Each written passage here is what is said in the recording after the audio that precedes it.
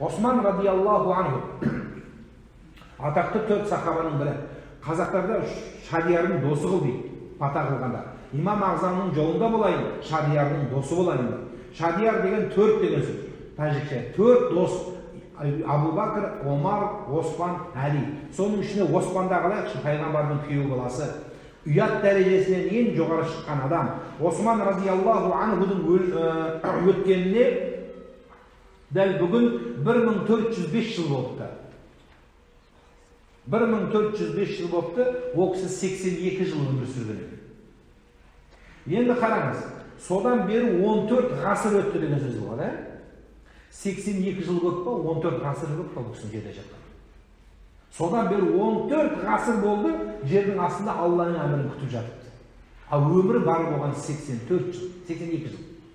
Ал енді 14 ғасырды 82-ке бөліп жіберсеңіз, не болып кетті сонда? Қалай өмірі не болып қалды? Бір күсоқтың күсоғы ғана болып қалды. Көзге де көрінбей қалады ол кісінің өмірі. 80-ге келген адамдар. Ал енді пайғамбарымыз алейхиссаламның кеткеніне қанша жыл болды? Одан бөлек. Ибрахим алейхиссалам 4000 жыл болыпты дүниеге келіп кеткенде. Ал олар Алланың алдында жәннетке кірген жоқ, ешқайсысы. Күтіп жатыр. 4000 жыл көп па? Жоқ, 90-ға келген ата-бабамыздың өмірі көп па? Қараңыз. Сондықтан Аллах Тағала сізбен біздің алыс болып көрінген өміріміз бұл өте қысқа. Сол үшін Аллах Субхана ва Тағала Құранда «Вал аср, вал шамси, вал лейли, вал духа» әрбір уақыттармен ант етеді. Неге? Аллах Тағала неге денсаулықпен, қымбат болған бауырмен, өкпемен, бүйрекпен ант етпейді адамға?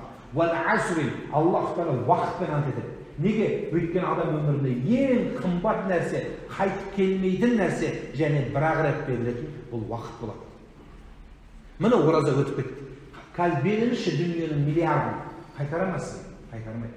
Барлығымыз дүние шығарып тұрып тастасақ та кешегі оразаны қайтара аламаймыз. Кешегі оразаны қойыңыз, кешегі түнді қайтара алмаймыз. Кірген деміңізді қайтып кіргізе алмайсыз. Болды кетті. Бір напас сағаттың бір тірі секунды тық деп ұрған кезде сіз Алланың құзырына, Аллаға қарай бір жақындадыңыз. Несіне қуанасыз? 80-ге келдің, 90-ға келдің, неге қуанасыз? Ажалға қуанасыз ба? Жақында өлесіз, жақсы болды, өлетін болды, ура дейсіз сол ма? Сондықтан бұл жақсы нәрсе емес. Адамның өмірі өткен сайын ажалға қарай кетіп бара жатыр деген сөз. Қайта қайғыратын, бұрынғы кісілер қайғыратын болған, өтіп кеткен. Сол үшін Аллахтың уақытпен ант етуінің ишараты сол, адам өмірінде ең қымбат нәрсе уақыт. Біз айтамыз, денсаулық қымбат. Дұрыс, денсаулық қымбат. Бірақ денсаулықтан қымбат нәрсе бар. Ол Аллах Тағала беріп қойған уақыт қымбат екен. Имран бин Хусейн, пайғамбарымыз алейхиссаламның екі немересі болды, алдыңғылары, Хасан, Хусейн. Сол Хусейннен Имран деген бала болады. Құдай Тағала кесел береді де Имранға 30 жыл ауырып төсек тартып жатады.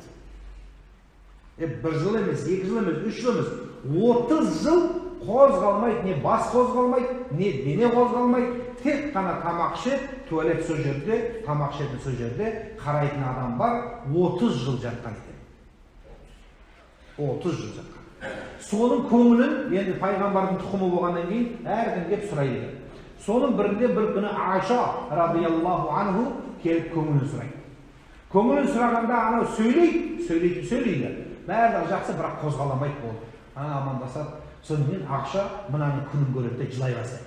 Бұның халін көреді де жылай бастайды. Сонда сұрайды, неге жылап тұрсың дейді. Сенің мына күйіңе, я Алла, адамды да өстіп қинайма Құдай. Қараш, не өлі емес, не тірі емес, не бар емес, не жоқ емес. Жетқаның сол, сөйлегенің сол, ішіп жеп, сөйтіп жатқаның сол. Я Алла, адамға осында қорлық бола ма деп айтқан екен. Сонда Имран бин Хусейн радиаллаху анхудың айтқан сөзі бар. Алла маған нені жақсы көрді, соны берді, оны мен де жақсы көрдім деді. Алла маған осыны мойныма салды ма, мен оны жақсы көрдім. Демек, Алла жақсы көрген адамға берді. Алла мені жақсы көрді. 30 жыл жатқан адам осындай жатыр. Біз 30 жыл емес, 30 минут бір жерге отырамай қалдық қой қазір. 30 минут бір жерге отырып жүргенде жанымызды қоятын жер таппай қаламыз. Қаншалықты өкінді. Мешіттің өзінің ішіне кіргенде 30 минутқа шыдай алмаймыз, тезірек шығып кетсе екен дейміз. Сонда ағаша кетіп бара жатқанда Имран бун Хусейн шақырды дейді. Қайтып келді да құлағына бір нәрсе сыбырлап айтты. Мен саған қазір бір нәрсе айтам. Бұл нәрсенің сен шарты бар деп айтты. Қандай шарты? Мен өлгенше сен бұны ешкімге айтпайсың деп айтты. Мен өлгеннен кейін айта берді. Айт.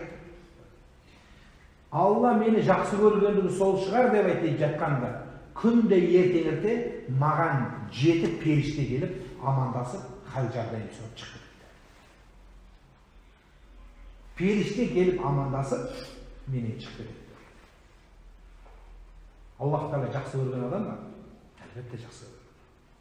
Біз ойлаймыз, жатқан ой бишара жоқ, Алланың алдына оның ахуалы қандай екенін Құдай. Бір жақсы біреуді көреміз де, қандай оның Алла алдында ахуалы не екенін Құдай. Бір адамның, өлген адамның мынау зиратын қабірінің көтеріліп тұрғанын көрген біреу айтқан ғұлама, сырты жақсы екен депті, әңгімені жағы дейіп отыр екен. Сыртын жақсы қылып қоямыз біз. Мына костюм киіп жақсы болып шыға бересіз, бірақ ішкі дүние не болады? Мешіттің туалетін тазалап жатқан адамға жиркенбейсің бе деген кезде, адамның нәжас болған бүйтіп қолын тығып тазалап жатқан адамға жиркенбейсің бе дегенде, жоқ деді, мен адамнан шыққан нәрсені жиркенбеймін. Осыны көтеріп, адамдарға залым болып, адамдарға пасық болып, адамдарға жаман істеп жүрген адамдардан жиркенемін. Сондай адамдар бар, жер басып жүрді. Сол үшін Алла Субханала Тағала уақытты үшке бөлді. Уақытул мада, уақытул мустақбал, уақытул хадир. Уақытул мади ол өтіп кетті. Қазір осы бәріміздің басында уақытул мади бар. Өтіп кетті. Қап, біреуімізді ай 25, біреуімізді ай 15, біреуімізді ай селкілдеген 70 ай деп отыр. Қайран уақытым ай. Сондықтан уақытул мада бұл өтіп кетті. Қайтып келмейді. Ешқашан қайтып келмейді. Бұл жер жар жіберсең де қайтып келмейді. Бұл дүниедегілерге де қайтып келмейді, қияметтегілерге де қайтып келмейді.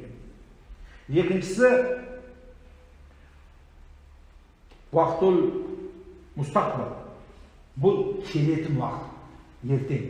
Бұл бола ма, болмай ма, оны Алла біледі. Үшіншісі, уақытул хадир. Хадир қазіргі, хадир қазіргі уақыт. Міне қазір отырмыз ба, ең уақыт осы. Өмір деген осы өзі. Өмір деген ертең емес. Хасан Басри айтқан, өмір 3 күн деген, кеше, бүгін, ертең.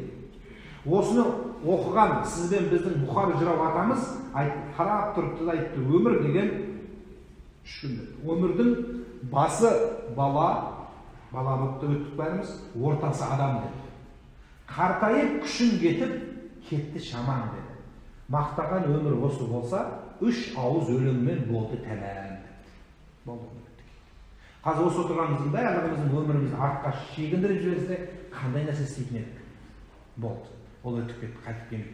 Сондықтан өткенге өкінбейміз, келешекті Аллаға табыстаймыз. Уақытымыз ең жақсысы бүгінгі уақыт. Міне қазір тұрсыз ба? Осыны пайдаланып қалыңыз. Алла риза бола ма? Төбеңнен Алла қарап тұрса, не істейтін едіңіз? Қолыңызға Құран ұстайтын едіңіз. Жүзіңізді қырлаға бұрдыңыз. Аузыңыздан жақсы сөз сөйлейтін едіңіз. Не істеп қалатын едіңіз? Ата-анаңыздың басын сипайтын едіңіз. Балаларыңызға жақсы сөз айтып қалатын едіңіз. Ертең көрмейсіз бұны. Сондықтан айтып қалатын едіңіз, тұрып 2 рәкат намаз оқитын едіңіз. Сондықтан соның пайдаланып қалыңыз. Өмірдің ләззаты осы. Ол өтіп кеткеннен кейін, жаңағы соғыс біткеннен кейін, қылышты боққа шап дегендей, болғаннан кейін не пайда? Жылағаннан кейін, я валейтана, ай өткен өмірім ай, я дүния өткен өмірім ай, жинағаным ай дегенде не пайда? Сондықтан оны айтатынымыз ақиқат. Соны айтпай тұрып, қазір қолымыздан келсе біреуімізді жақсылық қылайық, біреудің басын сипап қалайық, бір мұсылманға жәрдем беріп қалайық. Ертең Алла сұрайды, дүние бердім, не жұмсадым? Денсаулық бердім, қайда кетті? Денсаулық бердім, қайда кетті? Денсаулығыңыз мықты кезде жәрдем беріңіз. Күшті болып тұрғанда, көзіңіз көріп тұрған кезде Құранды оқып қалыңыз, ертең оқи алмайсыз. Ертең оқи алмайсыз. Мұхаммед пайғамбардың әкесі 11 туған болады. Соның ішінде Аббас дегені болған. Сол Аббас радиаллаху анху пайғамбардың өзі түгіл, пайғамбардың әкесінен үлкен ағасы. Соның кетіп бара жатып, пенде болып бір көзі бір әйелге түседі. Түскен көзі қолын жайып, я Алла, мына көзбен жақсы нәрсе қара деп едің, менің көзім, жанарым мені күнәға тартып тұр деп бетін сипағанда көз көрмей қалды. 35 жыл соқыр болып жүр. 35 жылдан кейін дәрет алып жатқан кезде су дұрыс алмай үстіне шашырап сөйткен кезде я алла таза жүр деп едің, мына көзімменен қиналып тұрмын деп көзі сипағанда дәрет суымен көз ашты. Көз ашты. Сондықтан сіз бен біздің Аллах Тағала берген көзімізді бір Құранға, бір жақсылыққа, бір ғибрат алатын нәрсеге қарауды үйренуіміз керек. Аллах Тағала сол берген нәрсесін алып қойса не істейсіз? Ештеңе істей алмаймыз. Сондықтан ол алар ақиқат.